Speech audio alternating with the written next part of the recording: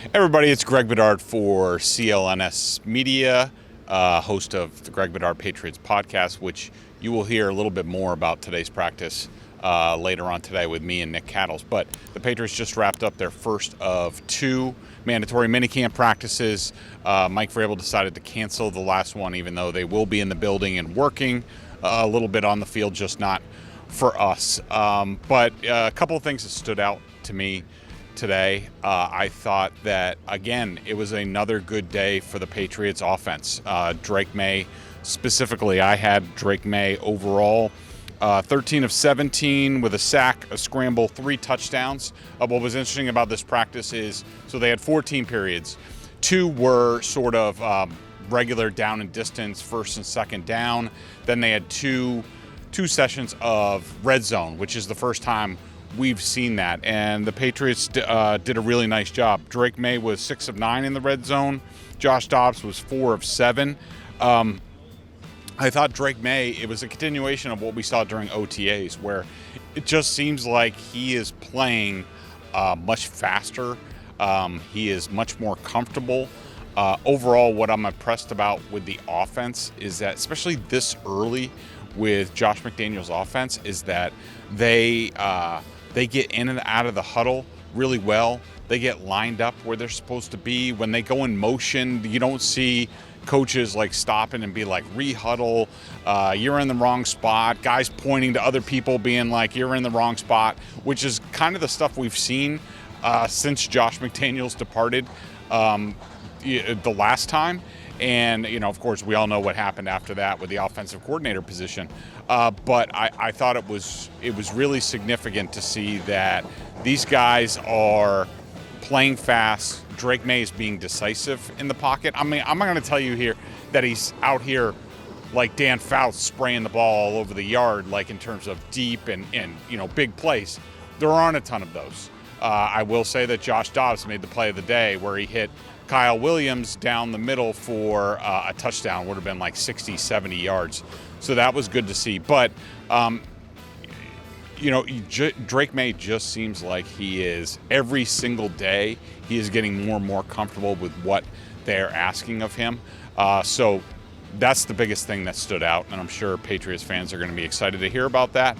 As far as the offensive line, I will say it was interesting today. Of course, we still have guys who are limited, like Michael Wenu, Jared Wilson, Vidarian Lowe. Did not see a guy like Tyrese Robinson, who should be in the left guard mix at some point in time.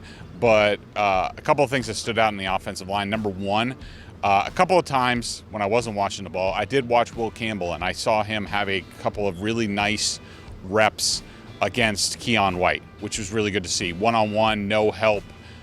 So that was good to see. Again, they don't have pads, and Keion White isn't going full out. Keion White did have a sack on Drake Maye's first play from scrimmage in team, but that was sort of a stunt inside where it looked like Garrett Bradbury and probably I'm trying to think who was playing. Wenu was not playing left guard at the time, but they sort of had a mix-up, and he came up right up the middle. Another thing that was interesting, and I'm not going to say exactly where he played, but to see Caden Wallace for the first time, draft pick last year, to this point, he's been a tackle only from what we've seen. He has been hurt a lot, but today he did not play tackle at all, and he was in the mix along the interior.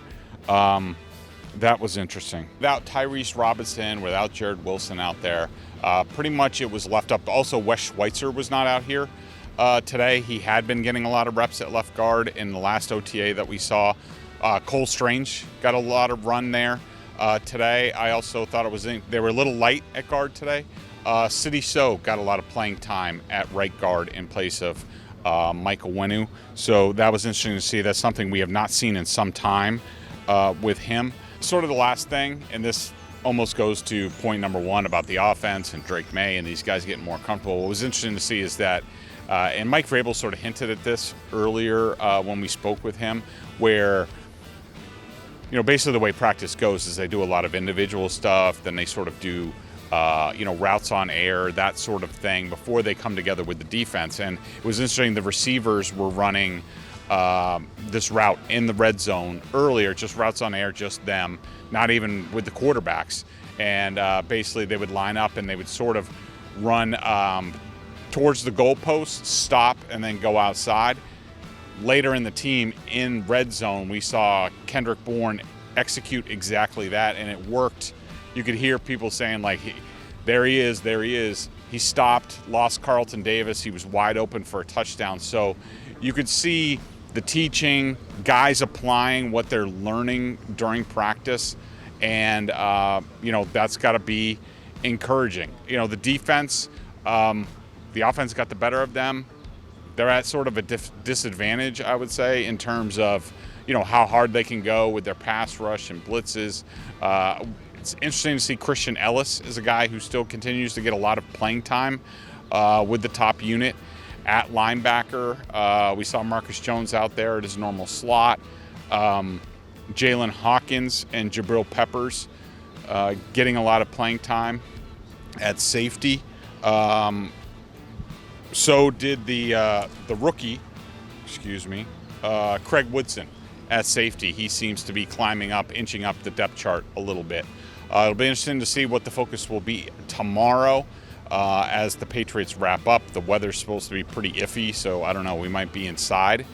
But today was a good day for the Patriots, and we'll see whether they can build on that tomorrow. For CLNS, I'm Greg Bedard. Make sure you check out the Greg Bedard Patriots podcast later with me and Nick Cattles.